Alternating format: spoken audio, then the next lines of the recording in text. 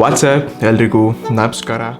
ನಾವಿವತ್ತು ASUS ಅವರು launch ಮಾಡಿರುವಂಥ ASUS Vivobook 2022 12th generation first laptop unbox ಮಾಡ್ತಿದ್ದೀನಿ. ಇದು ಕೇವಲ 58,000 ರೂಪಾಯಿಗೆ ಲಾಂಚ್ ಆಗಿದೆ. ಸೊ ಇದೇ ಫಸ್ಟ್ ಟೈಮ್ ಇಷ್ಟೊಂದು ಚೀಪೆಸ್ಟ್ ಲ್ಯಾಪ್ಟಾಪ್ ಅದು 12th ಜನರೇಷನ್ ಅಲ್ಲಿ ನೋಡ್ತಾ ಇದೀನಿ. ಸೊ ನಿಮ್ ಬಜೆಟ್ ಏನಾದ್ರು 60,000 ಹತ್ರ ಇದೆ ಅಂತಂದ್ರೆ ವಿಡಿಯೋನ ಪೂರ್ತಿಯಾಗಿ ನೋಡಿ, ತುಂಬಾ ವಿಷಯಗಳನ್ನ ತಿಳ್ಕೊತೀರಾ. ನಾನಂತೂ ಆಲ್ರೆಡಿ ಲ್ಯಾಪ್ಟಾಪ್ ನ 10 ದಿವಸದಿಂದ ಯೂಸ್ ಮಾಡ್ತಿದ್ದೀನಿ. ಸೊ ಬಾಕ್ಸ್ ಈ ರೀತಿಯಾಗಿ ನಿಮ್ಗೆ ನೋಡಕ್ಕೆ ಕಾಣಿಸುತ್ತೆ. ಬಾಕ್ಸ್ ನ ಒಳಗಡೆ ನಮ್ಮ ಮೇನ್ ಲ್ಯಾಪ್ಟಾಪ್ ಮತ್ತು 65 ವ್ಯಾಟ್ ನ ಪವರ್ ಅಡಾಪ್ಟರ್ ಕೊಡ್ತಿದ್ದಾರೆ ಮತ್ತು ಯೂಸರ್ ಮ್ಯಾನ್ಯುವಲ್. ಮೊದಲನೇದಾಗಿ ಲ್ಯಾಪ್ಟಾಪ್ ನ build quality, design, first look ಅಲ್ಲಿ ಹೇಗಿದೆ ಅಂತ ಕೇಳಿದ್ರೆ, ಎಸ್ ಇದು ಕಂಪ್ಲೀಟ್ಲಿ ಬ್ಲೂ ಕಲರ್ ಸಿಗ್ತಾ ಇರುವಂತದ್ದು. ಇದರಲ್ಲಿ 2 ಬೇರೆ ಕಲರ್ಸ್ ಗಳಿದೆ, ಒಂದು ಸಿಲ್ವರ್ ಮತ್ತೊಂದು ಗೋಲ್ಡನ್ ಕಲರ್ ಸಿಗುತ್ತೆ. ಸೊ ನನ್ನ ಹತ್ರ ಇರೋದು ಇದು ಬ್ಲೂ ಕಲರ್ ಇದೆ ಆಯ್ತಾ. ಸೊ ಮೇಲೆ ASUS Vivobook ಅಂತ ನೋಡ್ತಾ ಇದ್ವಿ. ಮತ್ತು ಮೇಲೆ ಒಂಥರ ಈ ಸರ್ಫೇಸ್ ಏನಿದು ಮೆಟಲ್ ಅಂತ ಅನ್ಸುತ್ತೆ, ಬಟ್ ಇದು ಕಂಪ್ಲೀಟ್ಲಿ ಪಾಲಿಕಾರ್ಬನೇಟ್ ಪ್ಲಾಸ್ಟಿಕ್ ಇದೆ ಮತ್ತು ಜಾಸ್ತಿ ಯೂಸ್ ಮಾಡಿದಾಗ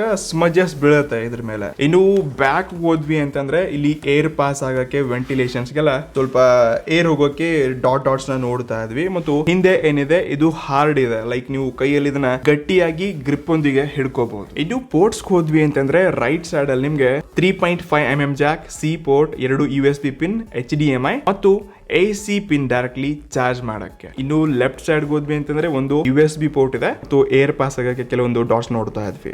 ಇನ್ನು ಯಾವುದೇ ಲ್ಯಾಪ್ಟಾಪ್ಸ್ ಅಲ್ಲಿ ಹಿಂಜ್ ಏನಿದೆ ಇದು ತುಂಬಾ ಇಂಪಾರ್ಟೆಂಟ್ ಪಾರ್ಟ್. ನಾನು ತುಂಬಾ ಲ್ಯಾಪ್ಟಾಪ್ಸ್ ಗಳನ್ನ ನೋಡ್ಕೊಂಡಿದ್ದೀನಿ, ಹಿಂಜ್ ಅಲ್ಲೇ ಖರಾಬ್ ಆಗತ್ತೆ. ಸೊ ಇದರಲ್ಲಿ ವಿಶೇಷವಾಗಿ ಇದು 180 ಡಿಗ್ರಿ ಫೋಲ್ಡ್ ಆಗತ್ತೆ. ನಿಜವಾಗ್ಲೂ ತುಂಬಾ ಸ್ಮೂತ್ ಆಗಿದೆ ಮತ್ತು ಲೈಕ್ ನೀವು ಸ್ಟೇಬಲ್ ಆಗಿ ಇಟ್ಕೋಬಹುದು. ತುಂಬಾ ಸ್ಮೂತ್ ಆಗಿ ಕೆಲಸ ಮಾಡುತ್ತೆ ಅಂತ ಹೇಳ್ತಲ್ಲ, ಇಲ್ಲಿ ಹಾರ್ಡ್ ಆಗಿರುವಂತ ಹಿಂಜ್ ಇದೆ. ಸೊ ಇದು ಜಾಸ್ತಿ ಟೈಮ್ ನಿಮ್ ಕೈಯಲ್ಲಿ ಸೇಫ್ ಉಳಿಯುತ್ತೆ ಅನ್ಕೋತೀನಿ. ಸೊ 180 ಡಿಗ್ರಿ ಯೂಸ್ ಆಗತ್ತೆ.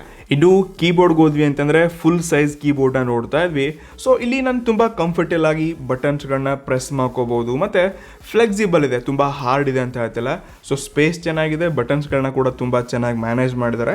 ಸೊ ನಾನು ಇಲ್ಲಿ ಕಂಫರ್ಟೇಬಲ್ ಇದ್ದೀನಿ ಈ ಕೀಬೋರ್ಡ್ ಒಂದಿಗೆ. ಆದ್ರೂ ಇದ್ರಲ್ಲಿ ಮೇನ್ ಮಿಸ್ಸಿಂಗ್ ಅಪ್ಪ ಅಂತಂದ್ರೆ ಇದ್ರಲ್ಲಿ ಬ್ಯಾಕ್ ಲೈಟ್ಸ್ಗಳಿಲ್ಲ. ಇದು ಯಾವಾಗ ಪ್ರಾಬ್ಲಮ್ ಆಗತ್ತಪ್ಪ ಅಂತಂದ್ರೆ, ನೀವೇನಾದ್ರೂ ರಾತ್ರಿ ಮನೆಯಲ್ಲಿ ಲೈಟ್ ಎಲ್ಲ ಆರಿಸ್ಬಿಟ್ಟು ನಾನೇನೋ ಮೂವಿ ನೋಡ್ತೀನಿ, ವಿಡಿಯೋ ಮಾಡ್ತೀನಿ, ಕೆಲಸ ಮಾಡ್ತೀನಿ, ಎಡಿಟ್ ಮಾಡ್ತೀನಿ. ಸೊ ಈ ರೀತಿ ಟೈಮ್ ಅಲ್ಲಿ ಲೈಟ್ಸ್ ಆಫ್ ಮಾಡಿ ನೀವು ಕೆಲಸ ಮಾಡೋಕ್ಕಾಗಲ್ಲ, ಬಟನ್ಸ್ಗೆಲ್ಲ ಕ್ಯಾನ್ಸಲ್ ಆಗಿರೋ. ಸೊ ಅದಕ್ಕೋಸ್ಕರ ಈ ಪ್ರೈಸ್ ರೇಂಜ್ ಅಲ್ಲಿ ಹತ್ರ 60,000 ರೂಪಾಯಿ ಕೂಡ ಬ್ಯಾಕ್ ಲೈಟ್ ಸಿಗ್ತಾ ಇಲ್ಲ ಅಂತಂದ್ರೆ ಹೇಗೆ ಫೀಲ್ ಆಗತ್ತೆ. ASUS ಖಂಡಿತ ಇಲ್ಲಿ ಬ್ಯಾಕ್ ಲೈಟ್ಸ್ ನ ಕೊಡಬೇಕಿತ್ತು. ಇನ್ನು ಟಚ್ ಪ್ಯಾಡ್ ಏನಿದೆ ತುಂಬಾ ಮಿನಿಮಲಿಸ್ಟಿಕ್, ಲೈಕ್ ನಂಗೆ ತುಂಬಾ ಸ್ಮೂತರ್ ಎಕ್ಸ್ಪೀರಿಯನ್ಸ್ ಇದೆ. ಟಚಸ್ ಮತ್ತು ರೆಸ್ಪಾನ್ಸ್ ಮಾತ್ರ ಅಲ್ಟಿಮೇಟ್ ಆಗಿದೆ. ಸೊ ಇದರಿಂದ ಟಚ್ ಪ್ಯಾಡ್ ನಾನು ತುಂಬಾ ಹ್ಯಾಪಿ ಇದ್ದೀನಿ. ಇಷ್ಟೇ ಅಲ್ಲದೆ ಇದರಲ್ಲಿ ಫಿಂಗರ್ ಪ್ರಿಂಟ್ ಕೂಡ ಕೊಡ್ತಿದ್ದಾರೆ. ಇದು ಕೂಡ ತುಂಬಾ ಕ್ವಿಕ್ ಮತ್ತು ಫಾಸ್ಟ್ ಆಗಿ ಅನ್ಲಾಕ್ ಆಗುತ್ತೆ. ಒಟ್ಟಾರೆ 1.7 kg ಈ laptop build quality, design okay ಇದೆ. ನಾನು ತುಂಬಾ ಚೆನ್ನಾಗಿದೆ, ಸಖತ್ತಾಗಿದೆ ಅಂತ ಹೇಳ್ತಿಲ್ಲ, ಬಟ್ ಒಂದು ಲೆವೆಲ್ ಓಕೆ ಅಂತಾನೆ ಹೇಳ್ಕೋಬಹುದು. ಇನ್ನು ಈ ಲ್ಯಾಪ್ಟಾಪ್ ಲಾಸ್ಟ್ 9 ದಿವಸಗಳಿಂದ ನಾನು ದಿನಾಲು ಇದನ್ನ ನನ್ನ ಬ್ಯಾಗ್ ಹಾಕೊಂಡು ತಗೊಂಡ್ಬರ್ತೀನಿ, ಓಪನ್ ಮಾಡ್ತೀನಿ, ಕೆಲವೊಂದು ಕೆಲಸ ಇಮೇಲ್ಸ್ ಎಲ್ಲ ಚೆಕ್ ಮಾಡಿಬಿಟ್ಟು ಮತ್ತೆ ಇದನ್ನ ಕ್ಲೋಸ್ ಮಾಡಿ ಇಡ್ತಿದ್ದೀನಿ. ಸೊ ಅದರಲ್ಲಿ 2 ದಿವಸ ಮಾತ್ರ ನಾನು ಇದರಲ್ಲಿ ವಿಡಿಯೋಸ್ಗಳನ್ನ ನೋಡಿದ್ದೇನೆ ಆಯ್ತಾ. ಸೊ ಇದರಲ್ಲಿರುವಂತ ಡಿಸ್ಪ್ಲೇ ಏನಿದೆ 15.6 ಇಂಚಸ್ ಇರುವಂತ ಫುಲ್ HD ಅದು LCD ಪ್ಯಾನಲ್ ಇದೆ ಮತ್ತು ಕೇವಲ 220 ನಿಟ್ಸ್ ನ ಪೀಕ್ ಬ್ರೈಟ್ನೆಸ್ ಇದೆ. ಸೊ ನಾವು ಫೋನ್ ಎಲ್ಲ 500,000 ಕೇಳಿ ಅಭ್ಯಾಸ ಆಗಿದೆ. ಸೊ ನಾರ್ಮಲಿ ಈ ಲ್ಯಾಪ್ಟಾಪ್ಸ್ ಗಳಲ್ಲಿ 200, 300, 500 ಅಂತಂದ್ರೆ ಜಾಸ್ತಿ ಆಯ್ತು. ಆದ್ರೂ ಇರುವಂತ ಡಿಸ್ಪ್ಲೇ ಬಗ್ಗೆ ನನಗೆ ಯಾವುದೇ ಲೈಕ್ ಇಶ್ಯೂಸ್ಗಳಿಲ್ಲ. ಬ್ರೈಟ್ನೆಸ್ ಕಮ್ಮಿ ಇದೆ, ಬೆಳಕು ಕಮ್ಮಿ ಇದೆ. ಸೊ ಇದರಿಂದ ವಿವಿಂಗ್ ಆಂಗಲ್ಸ್ಗಳು, ಕಲರ್ಸ್ಗಳು ವಿಡಿಯೋ ನೋಡ್ಬೇಕಾದ್ರೆ ಸಖತ್ ಆಗಿರುವಂತ ಎಕ್ಸ್ಪೀರಿಯನ್ಸ್ ಇದೆ. ಇನ್ನು ಸೈಡ್ ಆಂಗಲ್ಸ್ ಗಿಂತ ಕೂಡ ನೋಡುವಾಗ ನನಗೆ ಅಷ್ಟೊಂದು ಲೈಕ್ ಈ ರೀತಿ ಬ್ರೈಟ್ನೆಸ್ ಕಮ್ಮಿ ಇದೆ, ವ್ಯೂಸ್ ಹೇಗೆಗೋ ಇದೆ ಅಂತ ಅನ್ಸಿಲ್ಲ. ಸೊ ಇದಿರುವಂತ ಡಿಸ್ಪ್ಲೇ ಏನಿದೆ ನಿಜವಾಗ್ಲೂ ಸಖತ್ ಆಗಿದೆ ಈ ಪ್ರೈಸ್ ರೇಂಜ್ ಅಲ್ಲಿ. ಓಕೆ, ಆದ್ರೆ ಒಂದು ವಿಷಯ ಏನಪ್ಪಾ ಅಂತ ಅಂದ್ರೆ ಇದಿರುವಂತ ಆಡಿಯೋ ನನ್ಗೆ ಇಷ್ಟ ಆಗ್ಲಿಲ್ಲ. ನಾನೊಬ್ಬ ಮ್ಯಾಕ್ ಯೂಸರ್ ಆಯ್ತಾ. ಸೊ ಅದಿರುವಂತ ಆಡಿಯೋ ಮತ್ತೆ ಬೇರೆ ಬೇರೆ ಲ್ಯಾಪ್ಟಾಪ್ಸ್ ಗಳನ್ನ ಕೂಡ ಯೂಸ್ ಮಾಡಿದೀನಿ. ಸೊ ಅಲ್ಲೆಲ್ಲ ಸೌಂಡ್ ಕ್ವಾಲಿಟಿ ಏನಿದೆ ಅಷ್ಟು ಲೌಡ್ ಕೂಡ ಇಲ್ಲ ಮತ್ತು ಕ್ಲಾರಿಟಿ ಕೂಡ ಇಲ್ಲ. ತುಂಬಾ ಅಂದ್ರೆ ತುಂಬಾ ಆಡಿಯೋ ಕಮ್ಮಿ ಇದೆ. ASUS ಖಂಡಿತ ಇಲ್ಲಿ ಇದ್ರ ಬಗ್ಗೆ ಗಮನ ಹರಿಸಬೇಕು. 60,000 ರೂಪಾಯಿ ಅಂದ್ಮೇಲೆ ಸ್ಪೀಕರ್ ಕೂಡ ತುಂಬಾ ಇಂಪಾರ್ಟೆಂಟ್ ಪಾರ್ಟ್ ಗುರು. ಯಾರೋ ಸ್ಟಡಿ ಪರ್ಪಸ್ ತಗೊಂಡಿರ್ತಾರೆ, ಅವರು ಯೂಟ್ಯೂಬರ್ಸ್ ಅಲ್ಲಿ ವಿಡಿಯೋ ನೋಡೋದಾಗಿರ್ಲಿ ಮತ್ತೆ ಬೇರೆಯೊಂದಿಗೆ ಶೇರ್ ಮಾಡ್ಕೋಬೇಕಾದ್ರೆ ಆಗಿರ್ಲಿ. ಇಷ್ಟೇ ಅಲ್ಲದೆ ಎಂಟರ್ಟೈನ್ಮೆಂಟ್ ಸಲುವಾಗಿ ಕೂಡ ಸ್ಪೀಕರ್ ತುಂಬಾ ಮ್ಯಾಟರ್ ಆಗುತ್ತೆ. ಸೊ ASUS ಇಲ್ಲಿ ಇನ್ನೊಂದ್ ಸ್ವಲ್ಪ ಲೌಡ್ ಇರುವಂತ ಸ್ಪೀಕರ್ಸ್ ಗಳನ್ನ ಕೊಟ್ಟಿದ್ರೆ ಚೆನ್ನಾಗಿರ್ತಿತ್ತು ಅಂತ ನನ್ನ ಅಭಿಪ್ರಾಯ. ಇದು ಇದ್ರಂತ ನಿಜವಾದ ಬೀಸ್ಟ್ ಅದ್ಭುತ ಫೀಚರ್ ಅಪ್ಪ ಅಂತಂದ್ರೆ ಇದ್ರಂತ ಪ್ರೊಸೆಸರ್ ಮತ್ತು ಇದ್ರಂತ ಪರ್ಫಾರ್ಮೆನ್ಸ್. ಸೊ ಇದರಲ್ಲಿ ಲೇಟೆಸ್ಟ್ 12th ಜನರೇಷನ್ ನ i5-i240p ಪ್ರೊಸೆಸರ್ ನ ನೋಡ್ತಾ ಇದ್ವಿ. ಸೊ ಈ ಪ್ರೈಸ್ ರೇಂಜ್ ಅಲ್ಲಿ ಇದು ಒಂದು ಒಳ್ಳೆಯ ಪ್ರೊಸೆಸರ್ ಅಂತಾನೆ ಹೇಳ್ಕೋಬಹುದು. ಖಂಡಿತ ಆಸಸ್ ಇಲ್ಲಿ ಒಳ್ಳೆ ಕೆಲಸ ಮಾಡಿದೆ. ಸೊ ಲಾಸ್ಟ್ 9 ದಿವಸ ನಾನು ಟ್ರೈ ಮಾಡಿದೆ, ಬಟ್ ಇದ್ರಲ್ಲಿ ಅಂತ ಸ್ಪೀಕರ್ ನನಗೆ ಅಷ್ಟೊಂದು ಇಷ್ಟ ಆಗಲಿಲ್ಲ. ಅದಕ್ಕೆ ನಾನು ಜಾಸ್ತಿ ವಿಡಿಯೋಸ್ ಗಳನ್ನ ನೋಡಿದೀನಿ. ಇದ್ರಲ್ಲಿ ಗೇಮ್ ಎಲ್ಲ ಇನ್ಸ್ಟಾಲ್ ಮಾಡೋದು ಟ್ರೈ ಮಾಡಕ್ ಹೋಗಿಲ್ಲ. ನಾನು ಜಾಸ್ತಿ ನಾನು PC ನಲ್ಲಿ ಗೇಮ್ ಆಟ ಆಡ್ತಿದ್ದೀನಿ, ಲ್ಯಾಪ್ಟಾಪ್ಸ್ ಎಲ್ಲ ಟ್ರೈ ಮಾಡಿಲ್ಲ. ಆದ್ರೂ ಆನ್ ಪೇಪರ್ ಸ್ಪೆಸಿಫಿಕೇಶನ್ ಪ್ರೊಸೆಸರ್ ನೋಡ್ಕೊಂಡಾಗ ಇದರಲ್ಲಿ 12 ಕೋರ್ಸ್ ಗಳಿದೆ. ಅದರಲ್ಲಿ 4 ಮಾತ್ರ ಪವರ್ಫುಲ್ ಕೋರ್ಸ್ ನ ನೋಡ್ತಾ ಇದ್ವಿ.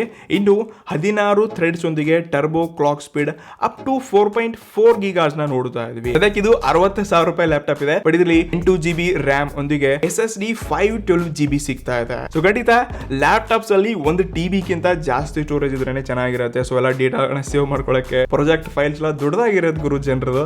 1 TB ಬೇಕಿತ್ತು ಅಂತ ಅನ್ಕೋತೀನಿ. ನಿಮ್ದು ಎಷ್ಟಿದೆ ಅಂತ ಕೆಳಗಡೆ ಕಮೆಂಟ್ ಮಾಡಿ. ಮತ್ತು out of the box Android ಅಲ್ಲ ಗುರು, ವಿಂಡೋಸ್ 11 ನೋಡ್ತಾ ಇದ್ವಿ. ಮತ್ತು MS ಆಫೀಸ್ ಹೋಮ್ ಆಗಿಲಿ ಸ್ಟೂಡೆಂಟ್ ಇದನ್ನೆಲ್ಲ ನಿಮ್ಮ ಇನ್ಬಿಲ್ಟ್ ನಿಮ್ಮ ಲ್ಯಾಪ್ಟಾಪ್ ಅಲ್ಲೇ ಇದು ನೋಡಕ್ ಸಿಗತ್ತೆ. ಸೊ ಖಂಡಿತ ಒಂದು ಒಳ್ಳೆ ಫೀಚರ್ಸ್ ಗಳನ್ನ ಕೊಡ್ತಿದ್ದಾರೆ. ಬಟ್ ಲೈಕ್ ಪ್ರೊಸೆಸರ್ ಅಲ್ಲಿ ನಾನು ಯಾವುದೇ ಕಮ್ಮಿ ಇದೆ ಅಂತ ಹೇಳ್ತಿಲ್ಲ. ಸೊ ಇದು ಅಂತ ಪ್ರೊಸೆಸರ್ ನಿಜವಾಗ್ಲೂ ಅದ್ಭುತವಾಗಿದೆ ಈ ಪ್ರೈಸ್ ರೇಂಜ್ ಅಲ್ಲಿ. ಬಟ್ SSD ಇನ್ನೂ ಸ್ವಲ್ಪ ಜಾಸ್ತಿ ಮಾಡಬೇಕಾಗಿತ್ತು ಅಂತ ಅನ್ಕೋತೀನಿ. ಬಟ್ ಇದಂತ ಹಾರ್ಡ್ವೇರ್ ನಿಜವಾಗ್ಲೂ ಈ ಪ್ರೈಸ್ ರೇಂಜ್ ಅಲ್ಲಿ ಯಾರು ಕೊಡಲ್ಲ. ಸೊ ಇದೊಂದು ಬೆಸ್ಟ್ ಪರ್ಫಾರ್ಮೆನ್ಸ್ ಮಾಡುವಂತ ಲ್ಯಾಪ್ಟಾಪ್ ಅಂತಾನೆ ಹೇಳ್ಕೋಬಹುದು. ಇದು ಇದ್ರಂತ ಕ್ಯಾಮ್ರಾ ಅಂದ್ರೆ ನಮ್ಮ ಫೇವ್ರೇಟ್ ಪಾರ್ಟ್ ಲ್ಯಾಪ್ಟಾಪ್ ಅಲ್ಲ, ಜಾಸ್ತಿ ಸ್ಮಾರ್ಟ್ ಫೋನ್ಸ್ ಅಲ್ಲಿ ನಾವು ಫೋಕಸ್ ಇರ್ತೀವಿ. ಸೊ ಇದರಂತ ಕ್ಯಾಮ್ರಾ ಕ್ವಾಲಿಟಿ ಸಖತ್ ಆಗಿದೆ. ನಾನು ಬೇರೆ ಬೇರೆ ಲ್ಯಾಪ್ಟಾಪ್ಸ್ಗಳನ್ನ ಯೂಸ್ ಮಾಡ್ತೀನಿ, ಮ್ಯಾಕಲ್ಲಿ ನೋಡ್ತೀನಿ. ಬಟ್ ಇದ್ರಂತ ಕ್ಲಾರಿಟಿ ನಂಗೆ ಸ್ವಲ್ಪ ಬೆಳಕಲ್ಲಿ ಜಾಸ್ತಿ ಅಂತ ಅನಿಸ್ತು.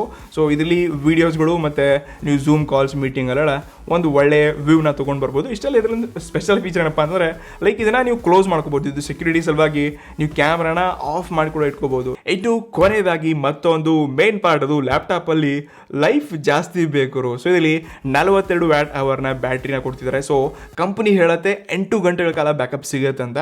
ಸೊ ನನಗೇನು ಅನ್ಸಲ್ಲ ಇದು 8 ಗಂಟೆ ಬರುತ್ತಂತ. ಸೊ ಯಾವುದೇ ಯೂಸರ್ನ ಯೂಸೇಜ್ ಮೇಲೆ ಡಿಪೆಂಡ್ ಆಗುತ್ತೆ. ಯಾರೋ 2 ಗಂಟೆ ಗೇಮ್ ಆಟಾಡಿ ಒಂದು 3 ಗಂಟೆ ಅದು ಇದು ಅಂತ ಕೆಲಸ ಮಾಡಿದ್ರೆ 8-9 ಗಂಟೆ ಬರುತ್ತೆ ಅಂತ ಹೇಳೋಕ್ಕಾಗಲ್ಲ. ಸೊ ನಿಮ್ ಯೂಸೇಜ್ ಮೇಲೆ ಡಿಪೆಂಡ್ ಆಗುತ್ತೆ. ನನ್ನ ಪ್ರಕಾರ 6-7 ಗಂಟೆ ಬ್ಯಾಕಪ್ ಸಿಗ್ಬೋದು ಸ್ಟಾರ್ಟಿಂಗ್ ಡೇಸ್ ಅಲ್ಲಿ.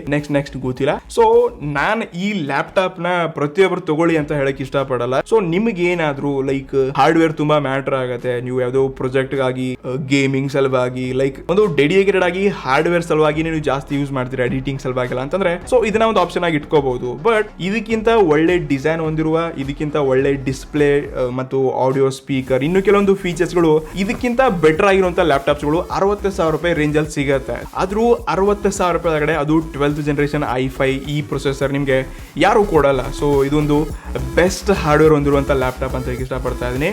ಬಾಕಿ ನಿಮ್ಗೆ ಏನ್ ಅನ್ಸುತ್ತೆ? 60,000 ರೂಪಾಯಿಗೆ ನಿಮ್ಗೆ ಬೇರೆ ಯಾವ ಲ್ಯಾಪ್ಟಾಪ್ಸ್ಗಳು ಮತ್ತೆ ಚೆನ್ನಾಗಿ ಅನ್ಸುತ್ತೆ ಅಂತ ನೀವು ಕೆಳಗಡೆ ಕಮೆಂಟ್ ಮಾಡ್ಬೋದು. ಸಿಗೋಣ ಮುಂದೆ guys, see you in the next one.